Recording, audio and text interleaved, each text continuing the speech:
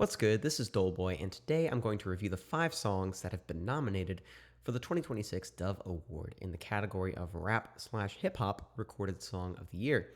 As a reminder, all nominees need to draw from historical Christian orthodoxy, express worship towards God, testify to a relationship towards God in Christ, and be obviously informed by a Christian worldview. All of these songs clearly meet these criteria. But are they any good? Let's see. I'm blessed, I know it. Could've went left, I know it.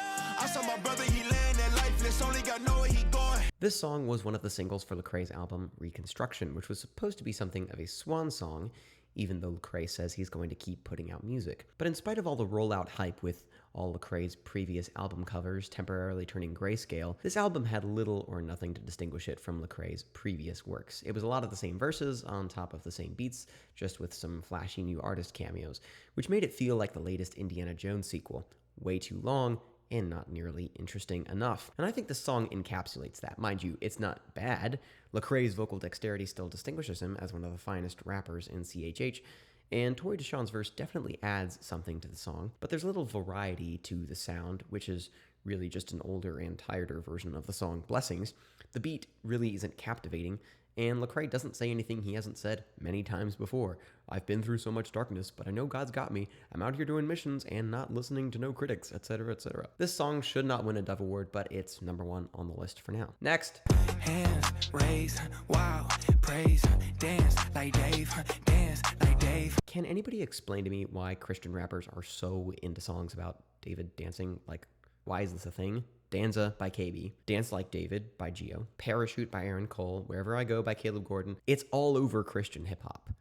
And every time I hear it, it makes me want to break something, which is why I will not be considering Holy's song Dave as a serious contender for this year's Dove Award, because at this point, it's just a walking cliche. And as if that weren't enough, he opens the song with one of the corniest lines of all time. I just took a bath with my wife. No Bathsheba. And then he adds a little drip drop noise afterwards as if he just spit a bar. Holvey can do and has done far better than this in his writing. His album Cry won last year's Dove Award for the Christian Rap Album of the Year, and I think that he deserved it. This song, not so much. If the instrumentation was any good, maybe we could overlook the song's faults, but the production is simplistic, almost to the point of being minimalistic.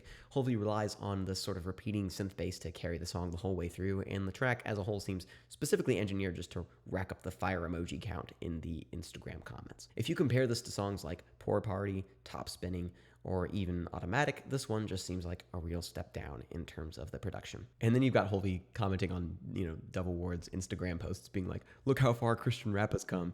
Well, it was doing just fine without this song. Next.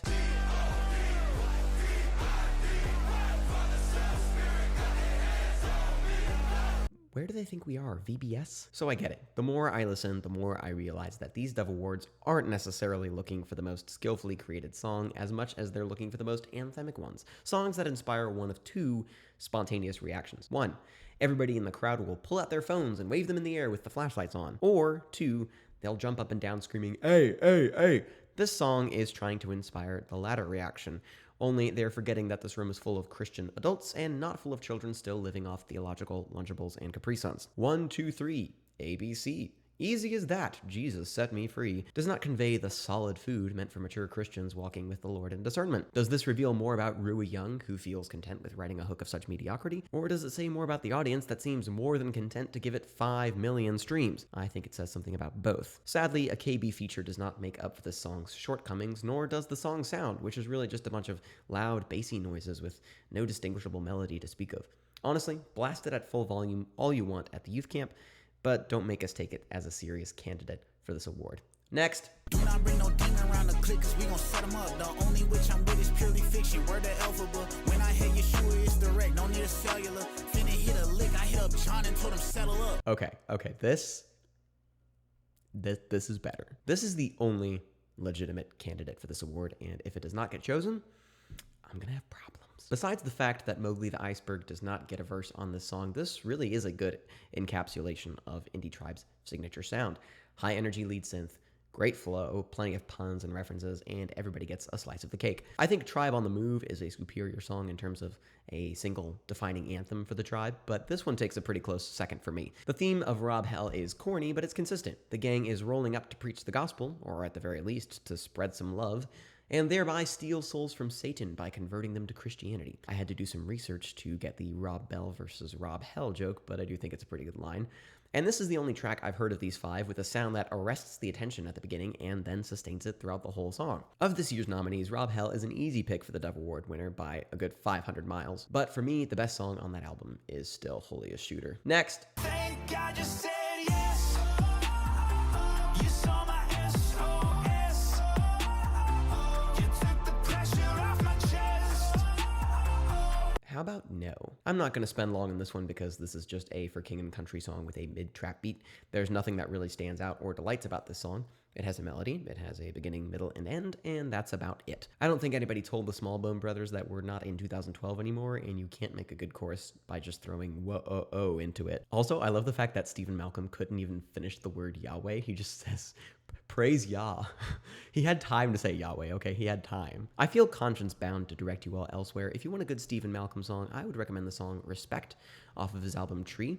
If you want a good KB song, go listen to his single No Chains. And if you want a good song from For King and Country,